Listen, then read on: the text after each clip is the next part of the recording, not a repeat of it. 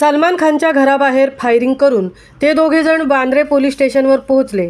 त्यानंतर बोरिवली लोकल पकडून सांताक्रूजला उतरले. तपासातून माहिती आली समोर.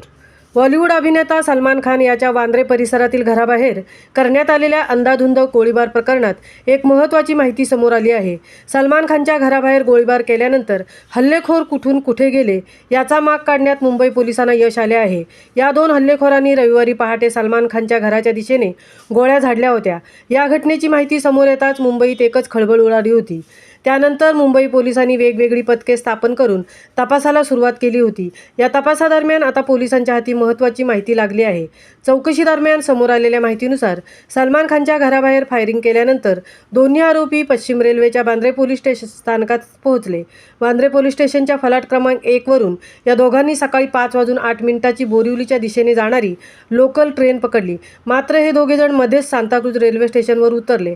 पहाटे 5:15च्या सुमारास हे दोघे सांताक्रूज स्थानकातील प्लॅटफॉर्म क्रमांक 3 वर उतरले. सांताक्रूज रेल्वे स्टेशनमधून बाहेर पडल्यानंतर हे दोघेजण वाकोल्याच्या दिशेने चालत गेले आणि त्यांनी एक ऑटो रिक्षा पकडली. त्यानंतर हे दोघेजण कुठे गेले याचा पत्ता पोलिसांना लागलेला नाही. त्यासाठी पोलिसांनी सांताक्रूज स्थानक, वाकोला आणि आजूबाजूच्या परिसरातील CCTV फुटेजची तपासणी केली जात आहे. गॅलेक्सी अपार्टमेंटच्या परिसरात गोळीबार झाल्याची माहिती समजताच मुख्यमंत्री एकनाथ शिंदे यांनी स्वतः सलमान खानला फोन केला होता. तर मनसे प्रमुख राज ठाकरे यांनी सलमान खानच्या घरी जाऊन त्याची भेट घेतली होती. राज्य सरकार आणि गृह मंत्रालयाने या घटनेची गंभीर दखल घेतली आहे.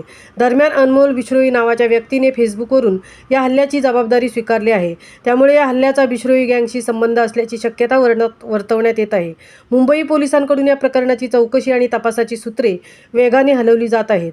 पोलिसांनी अद्यापपर्यंत कोणालाही अटक केलेली नाही. मात्र दोन्ही हल्लेखोरांनी ज्या ऑटो रिक्षाने प्रवास केला त्या रिक्षाचालकांचा जबाब पोलिसांनी नोंदवून घेतला आहे. रिक्षाचालकांशिवाय ज्या लोकांनी दोन्ही हल्लेखोरांना पाहिले आहे त्यांच्याकडून पोलीस माहिती घेत आहे. महामुंबई चॅनेलसाठी सीताराम कळंबे, मुंबई.